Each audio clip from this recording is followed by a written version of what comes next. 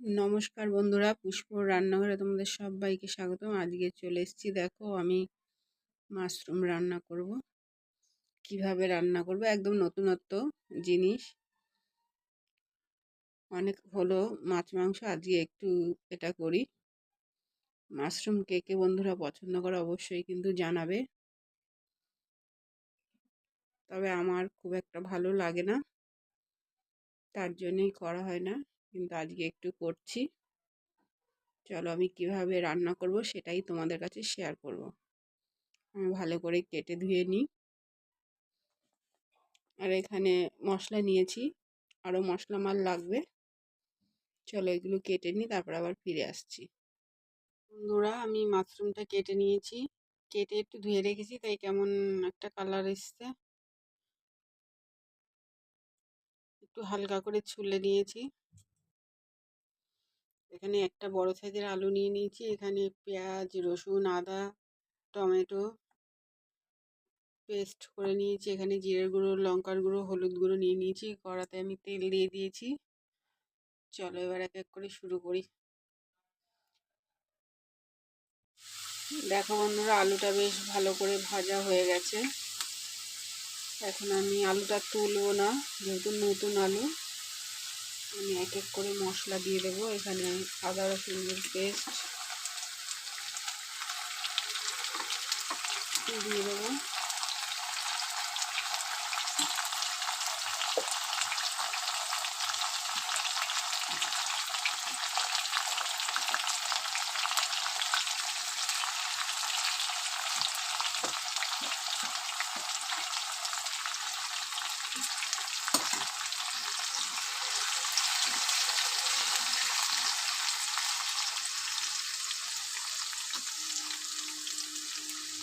দিয়ে দেবো জিরের গুঁড়ো,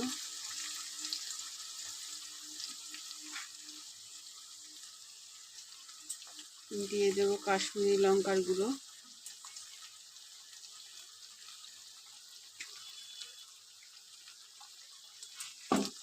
দিয়ে দেবো হলুদ গুঁড়ো,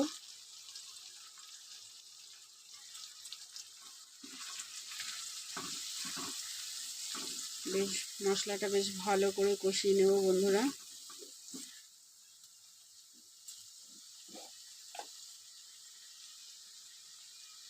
স্বাদ মতো লবণ দেবো।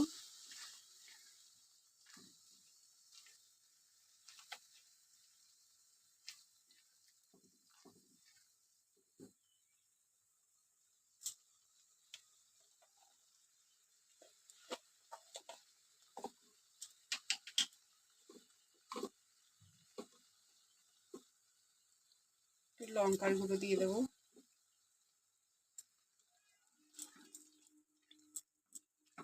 মশলা বেশ ভালো করে আমি কষিয়ে নেব। যতক্ষণে তেল না ছাড়বে ততক্ষণে আমি মশলা কষাতে থাকবো।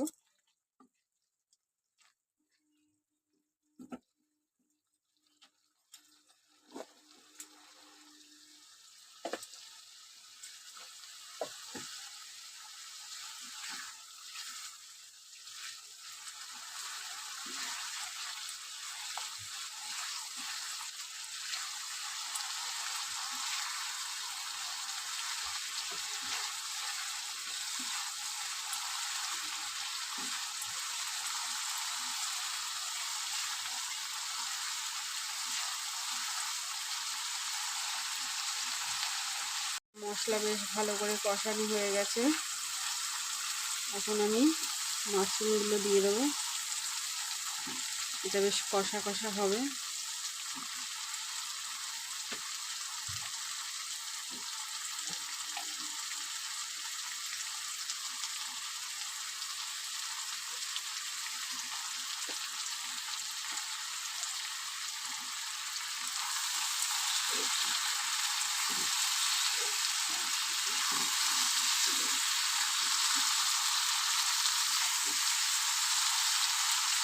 তোমাদের কার কার এই মাশরুম পছন্দ সেটাও কমেন্ট করে জানাবে। কে মাশরুম ভালোবাসে সেটাও জানাবে বন্ধুরা।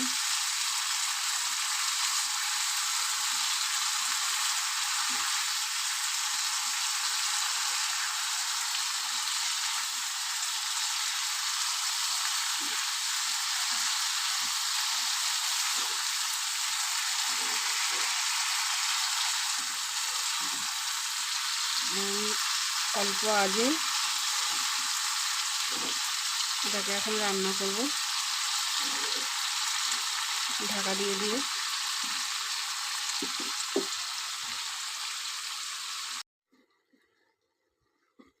দেখো বন্ধুরা, আমার বেশ ভালো করে কষা কষা হয়ে এসছে।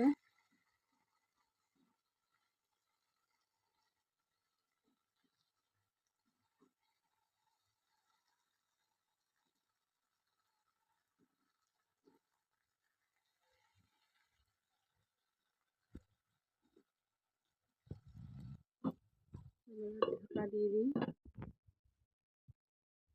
তো বন্ধুরা, কেমন হয়েছে অবশ্যই কিন্তু জানাবে। ভালো লাগলে এভাবে একবার করে খেয়ে দেখবে, দারুণ লাগে। রুটি পরোটার সঙ্গে তো দারুণ লাগবে। চলো এবার নামিয়ে নিই। একটু গরম মশলা দিয়ে দিই। দেখো বন্ধুরা, আমার মাশরুম রান্না করা হয়ে গেছে। তোমাদের যদি ভালো লাগে বন্ধুরা, তোমরা এইভাবে করে খেয়ে দেখবে। আজকের মতো রাখি বন্ধু, টাটা।